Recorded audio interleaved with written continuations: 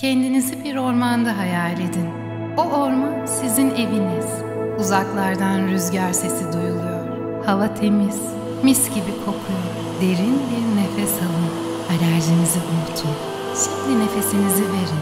Havanızın bozulmasına alerjiniz varsa A sınıfı filtreleme özelliğiyle Philips Power Pro City. Senin için en çekici. Oh, şöyle bir havamız olsun ya.